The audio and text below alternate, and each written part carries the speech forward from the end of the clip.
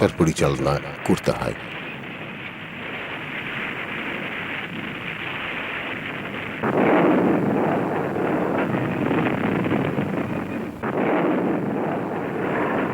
Japan 1941 সালের December মাসে মিত্রশক্তির বিরুদ্ধে যুদ্ধ ঘোষণা, সমগ্র দক্ষিণ পূর্ব এশিয়া দখল এবং ভারতের উত্তর পূর্ব সীমান্ত পর্যন্ত অগ্রসর হয়।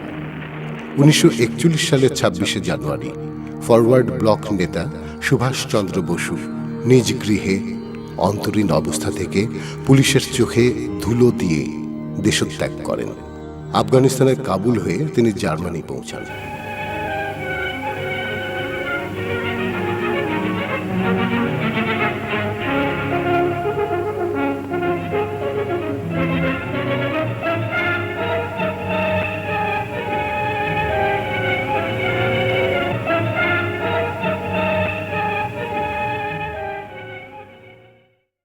সেখান থেকে সাবমেরিনে করে তিনি জাপান যান।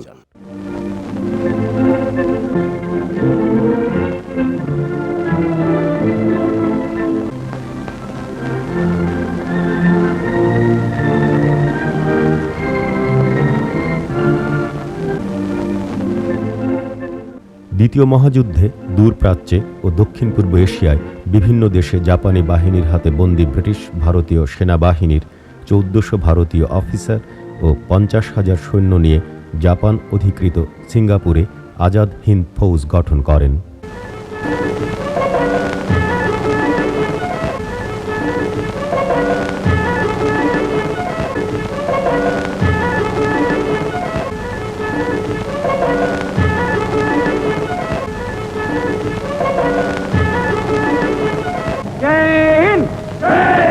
I am overjoyed to see that you have already realized that the responsibility of winning freedom does not rest merely on the shoulders of our countrymen at home. It is but natural that they should bear the brunt of the burden, and they have been doing so already. But at the same time, every Indian, no matter where he may be living at the present time, has a duty towards his country, and he must contribute his due share towards the final victory. कोई बात नहीं है, हम जिंदा रहेंगे या तो मरेंगे, कोई बात नहीं है। बात कोई सही बात यह है, आम बात यह है, आखिर में हमारी कामयाबी होगी, हिंदुस्तान आजाद होगा। সুভাষচন্দ্র বসুর অবর্তমানে তার ভাই শরৎ বসু দেশে ফরওয়ার্ড ব্লক দলের নেতা ছিলেন। এই দল শ্যামা হক মন্ত্রিসভার সমর্থক ছিল। শরৎ বসু ভারত রক্ষা আইনে গ্রেপ্তার হলে শ্যামা হক সরকার ভারত সরকারের কাছে তার মুক্তির দাবি জানায়। সঙ্গে সঙ্গে মুসলিম লীগ নেতা খাজা নাজিমুদ্দিন 1942 সালের 20 মার্চ হক মন্ত্রিসভার বিরুদ্ধে দেশদ্রোহিতার অভিযোগ উত্থাপন করেন। 1941 সালের ডিসেম্বর মাসে জাপান মিত্রশক্তির বিরুদ্ধে যুদ্ধ ঘোষণা করলে ব্রিটেন খুবই সংকটের সম্মুখীন হয়। বিদ্যমান জটিল পরিস্থিতিতে যুদ্ধে ভারতের সমর্থন লাভের জন্য ব্রিটিশ মন্ত্রী স্যার স্ট্যাফোর্ড ক্রেভস 1942 সালের মার্চ মাসে দিল্লি সফরে আসেন।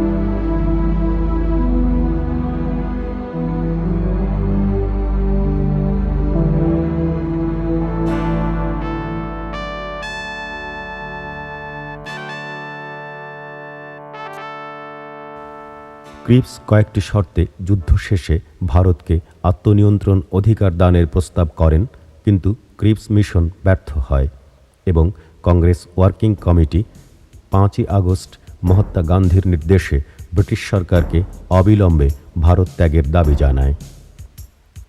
ভারতব্যাপী কংগ্রেসের সর্বাত্মক কুইট ইন্ডিয়া মুভমেন্ট বা ভারত ছাড়ো আন্দোলনের শুরু হয়ে যায়। কংগ্রেস বেআইনি ঘোষিত ও সমস্ত নেতারা পাইকারিভাবে গ্রেপ্তার হন। এই ভারত ছাড়ো আন্দোলন প্রচণ্ড ব্রিটিশ বিরোধী সংগ্রামে রূপান্তরিত হয়। প্রায় একই সময়ে 1942 সালের অক্টোবর মাসে সিঙ্গাপুরে নেতাজি সুভাষচন্দ্র বসুর নেতৃত্বে আজাদ হিন্দ সরকার গঠিত এবং Japan, Philippines, Germany, Thailand, Burma ও ইতালির স্বীকৃতি লাভ করে। আজাদ হিন্দ ফৌজ আন্দামান ও নিকোবর দ্বীপপুঞ্জের কর্তৃত্ব লাভ করে।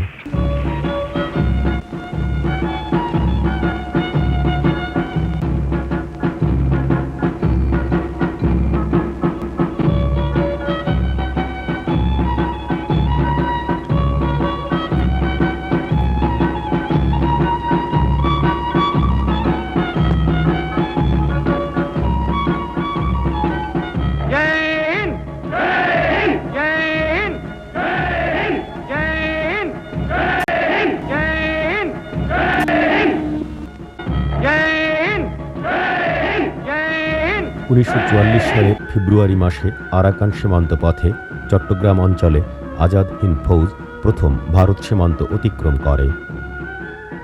কর্নেল শাহ নেওয়াজের নেতৃত্বে অপর একটি দল বার্মা ও আসামের গভীর অরণ্য ও পর্বত সংকুল পথে মণিপুর আক্রমণ ও কিছু অঞ্চল দখল করে নেয়।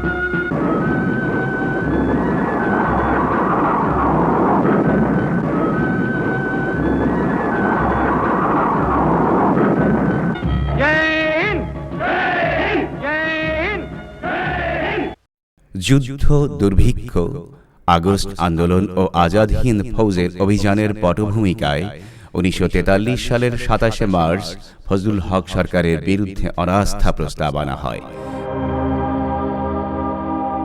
কিন্তু 10 ভোটে এই অনাস্থা প্রস্তাব অগ্রাহ্য হলেও বাংলার গভর্নর স্যার জন হার্বার্ট জাতীয় সরকার গঠনের পথ সুগম করার জন্য শেরে বাংলা একে ফজলুল হককে পদত্যাগে বাধ্য করান। 1944 সালের 24শে এপ্রিল খাজা নাজিমুদ্দিন নতুন মুসলিম লীগ সরকার গঠন করেন। শেরে বাংলা একে ফজলুল হক মুসলিম লীগ থেকে বহিষ্কৃত হলে হোসেন শহীদ সোহরাওয়ার্দী বাংলায় মুসলিম লীগের প্রধান নেতা হয়ে ওঠেন। সোহরাওয়ার্দীর নেতৃত্বে নাটোর ও বালুরঘাট উপনির্বাচনে মুসলিম লীগ প্রার্থীরা ফজলুল হকের প্রার্থীদের পরাজিত করে। 1943 সালে বাংলায় ইতিহাসের ভয়াবহতম দুর্ভিক্ষ দেখা দেয়।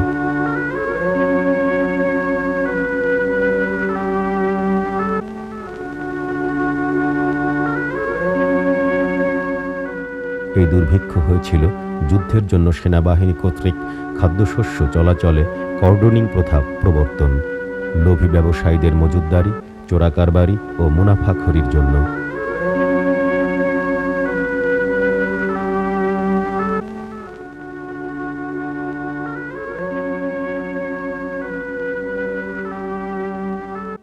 মনুষ্যসৃষ্ট এই দুর্ভিক্ষে অন্তত 20 লক্ষ বাঙালি অনাহারে প্রাণ দেয় এবং বাংলার সামাজিক কাঠামো সম্পূর্ণ ভেঙে পড়ে। আমার প্রতিবাদের ভাষা, আমার প্রতিরোধের আগুন, দ্বিগুণ জ্বলে যেন দ্বিগুণ দারুণ প্রতিশোধে করে চূর্ণ ছিন্ন ভিন্ন শত ষড়যন্ত্রের জাল যেন আনে মুক্তির আলো, আনে আনে লক্ষ্য শত প্রাণে শত লক্ষ কোটি প্রাণে। 1943 সালের শেষ দিকে বঙ্গীয় প্রাদেশিক মুসলিম লীগ কাউন্সিল অধিবেশনে আবুল হাশিম সাধারণ সম্পাদক নির্বাচিত হন। মুসলিম লীগে এই সময় থেকে বাম ও ডানপন্থী উপদলের সৃষ্টি হয়।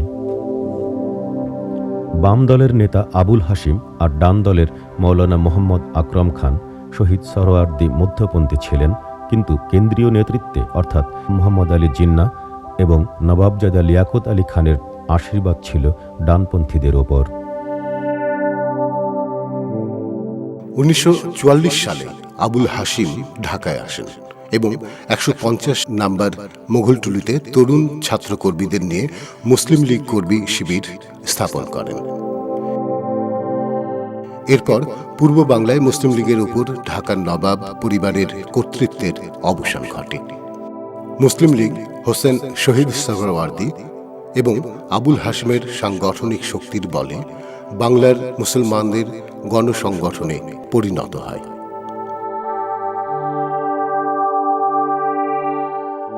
1945 সালের নভেম্বর মাসে কেন্দ্রীয় আইন পরিষদের নির্বাচনে পাকিস্তান ইস্যুর ভিত্তিতে প্রতিদ্বন্দ্বিতায় বাংলার সমস্ত মুসলিম লীগ প্রার্থী জয়লাভ করেন। 1943 সালের বঙ্গীয় প্রাদেশিক আইনসভার নির্বাচনেও মুসলিম লীগ প্রার্থীরা শতকরা 97টি আসনে জয়লাভ করে। এই ঐতিহাসিক নির্বাচনের সময় মাওলানা আকরাম খান মধুপুরে স্বাস্থ্য পুনরুদ্ধারে আর খাজা নাজিমুদ্দিন ইংল্যান্ডে অবস্থান করেন। ভারতের মুসলিম সংখ্যাগরিষ্ঠ প্রদেশগুলোর মধ্যে একমাত্র অবিভক্ত বাংলায় মুসলিম লীগ নিরঙ্কুশ সংখ্যাগরিষ্ঠতা লাভ করে। পাঞ্জাব ও সিন্ধুতে মুসলিম লীগ সংখ্যাগরিষ্ঠতা পায়নি। সীমান্ত প্রদেশে রেড শার্ট বা লাল কোর্তার দল সংখ্যাগরিষ্ঠতা পায়। বর্তমান পাকিস্তানের কোন প্রদেশ 46-এর নির্বাচনে মুসলিম লীগকে বাংলার মতো নিরঙ্কুশভাবে ভোট দিয়ে ক্ষমতাসীন করেনি। দ্বিতীয় মহাযুদ্ধে মিত্রপক্ষের অর্থাৎ ব্রিটেন, ফ্রান্স, রাশিয়া ও আমেরিকার বিজয় ও অক্ষশক্তি বা জার্মানি এবং জাপানের পরাজয়ের পর ব্রিটেনের সাধারণ নির্বাচনে যুদ্ধকালীন প্রধানমন্ত্রী উইনস্টন চার্চিলের নেতৃত্বাধীন রক্ষণশীল দলকে পরাজিত করে ক্লেমেন্ট এটলির নেতৃত্বাধীন শ্রমিক দল সরকার গঠন করেন। তৎকালীন শ্রমিক দল সরকার প্রধানমন্ত্রী এটলি ভারতকে স্বাধীনতা প্রদান এবং ক্ষমতা হস্তান্তরের ব্যাপারে আলোচনার জন্য একটি ক্যাবিনেট মিশন ভারতে পাঠান।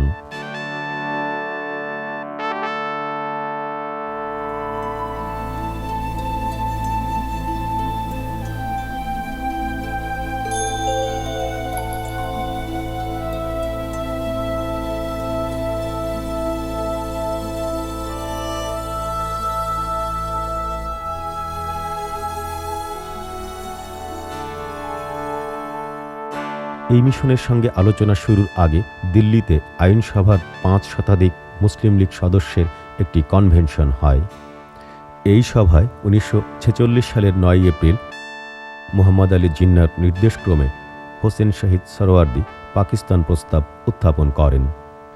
এই প্রস্তাবের 3 নম্বর অনুচ্ছেদে যা বলা হয় তার মূল কথা, উত্তর পূর্বাঞ্চলে বাংলা ও আসাম এবং উত্তর পশ্চিমাঞ্চলের পাঞ্জাব, সিন্ধু, উত্তর পশ্চিম সীমান্ত প্রদেশ ও বেলুচিস্তান পাকিস্তান অঞ্চল, যেসব অঞ্চলে মুসলমানরা সংখ্যাগরিষ্ঠ, একটি স্বাধীন সার্বভৌম রাষ্ট্র প্রতিষ্ঠার ঘোষণা অবিলম্বে প্রদান এবং বাস্তবায়ন করতে হবে।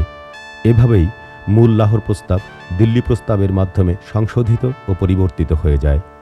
দিল্লি সম্মেলনে বাংলা থেকে আবুল হাশিম এই পরিবর্তনের তীব্র বিরোধিতা করেন।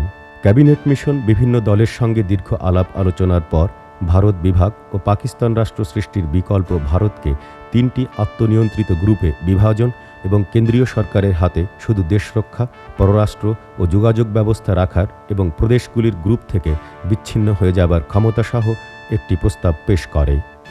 1946 সালের 6 জুন মুসলিম লীগ শর্ত সাপেক্ষে এই প্রস্তাব গ্রহণে সম্মতি জানায়, কারণ প্রস্তাবিত গ্রুপিং ব্যবস্থায় খ গ্রুপে পাঞ্জাব, সিন্ধু, উত্তর পশ্চিম সীমান্ত প্রদেশ ও বেলুচিস্তান এবং গ গ্রুপে বাংলা ও আসামের অন্তর্ভুক্তির প্রস্তাব ছিল। মহাত্মা গান্ধী প্রথমে এই প্রস্তাবকে স্বাগত জানালেও পণ্ডিত জওহরলাল নেহেরু ও আসামের বিরোধিতায় কংগ্রেস এই প্রস্তাব প্রত্যাখ্যান করে। প্রতিক্রিয়ায় মুসলিম লীগ কাউন্সিল 1946 খ্রিস্টাব্দের 16 জুলাই অধিবেশনে 16 আগস্ট প্রত্যক্ষ সংগ্রাম দিবস হিন্দু মুসলমান সাম্প্রদায়িক দাঙ্গার রূপ নেয় এবং তা কলকাতায় ভয়াবহ রূপ ধারণ করে। From India come more harrowing pictures of communal strife. Prayers at the mosque one day, then curfew the next, with all normal life at a standstill and only the uneasy quiet of violent feelings bottled up, not dispelled. সারা উপমহাদেশ সাম্প্রদায়িকতার বিষবাষ্পে আচ্ছন্ন হয়ে পড়ে। এই পরিস্থিতিতে British সরকার উপমহাদেশে এক বা একাধিক সরকারের কাছে ক্ষমতা হস্তান্তর এবং ভারত ত্যাগের সিদ্ধান্ত ঘোষণা করে। এই কাজ সমাধা করার জন্য লর্ড মাউন্ট ব্যাটেনকে ভারতের শেষ গভর্নর জেনারেল ও ভাইসরয় নিয়োগ করা হয়।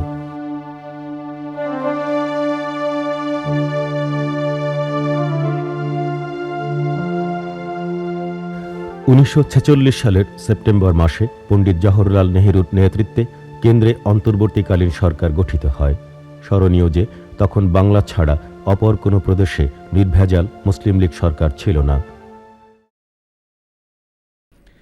বাংলায় হোসেন শহীদ সোহরাওয়ার্দী নেতৃত্বাধীন মুসলিম লীগ সরকার না থাকলে জিন্নাহ সাহেব কংগ্রেসের সঙ্গে পাল্লা দিতে পারতেন না এবং কংগ্রেস ও ভারত বিভাগ বা পাকিস্তান মেনে নিতে বাধ্য হতো না। কংগ্রেস শেষ পর্যন্ত পাঞ্জাব ও বাংলা ভাগের শর্তে ভারত বিভাগ ও পাকিস্তান মেনে নিতে সম্মত হয়। মুসলিম লীগও তা মেনে নেয়। তদনুযায়ী ব্রিটিশ সরকার 1947 সালের 3রা জুন ভারতবাসীর হাতে ক্ষমতা হস্তান্তরের পরিকল্পনা ঘোষণা দেন। কংগ্রেস ও মুসলিম লীগের কেন্দ্রীয় নেতৃত্ব যখন বাংলা ও পাঞ্জাব বিভাজন সম্বলিত ভারত ও পাকিস্তানের পরিকল্পনা গ্রহণ করছিলেন, বাংলার নেতারা তখন নিজেদের চরম সর্বনাশের আসন্ন সম্ভাবনা উপলব্ধি করে 1947 সালের ফেব্রুয়ারি মাসে শহীদ সোহরাওয়ার্দী, আবুল হাসিম, শরৎ বসু ও কিরণ শঙ্কর বৃহত্তর বাংলার পরিকল্পনা গ্রহণ করেন।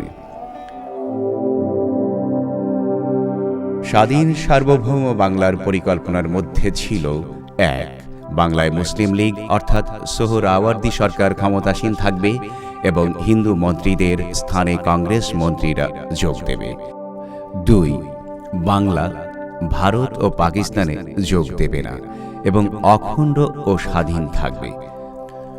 পরে সর্বজনীন যৌথ নির্বাচন পদ্ধতিতে নির্বাচিত বাংলা গণপরিষদে সিদ্ধান্ত নেবে বাংলা স্বাধীন থাকবে না ভারত বা পাকিস্তানে যোগ দেবে। 3. আইনসভায় মুসলিম, হিন্দু ও তফসিলিদের আসন সংখ্যা জনসংখ্যার ভিত্তিতে স্থির হবে। এই পরিকল্পনাটি সোহরাওয়ার্দী জিন্নাহ সাহেবের কাছে এবং শরৎ বসু গান্ধীজির কাছে পেশ করেন এবং প্রাথমিকভাবে উভয়ের কাছ থেকেই ইতিবাচক সাড়া পান। 1947 সালের 20 মে শরৎ বসুর বাড়িতে মুসলিম লীগ এবং কংগ্রেস যুক্ত কমিটির সদস্যরা আনুষ্ঠানিকভাবে একটি চুক্তিপত্রেও স্বাক্ষর করেন, কিন্তু ডক্টর শ্যামাপ্রসাদ মুখোপাধ্যায়ের নেতৃত্বে উগ্র হিন্দু নেতাদের বিরোধিতায় গান্ধী তার মত পরিবর্তন করেন। সোহরাওয়ার্দী ও শরৎ বসুর প্রয়াস ব্যর্থ হয়। বাংলার হিন্দু নেতারা বঙ্গভঙ্গের পক্ষে গেলেন। বঙ্গীয় আইন সভার উভয় পরিষদের যৌথ অধিবেশনে পূর্ব বাংলার মুসলমান সদস্যরা বঙ্গভঙ্গের বিরুদ্ধে আর পশ্চিমবঙ্গের সংখ্যাগরিষ্ঠ হিন্দু সদস্যরা বঙ্গ বিভাগের পক্ষে ভোট দিলেন।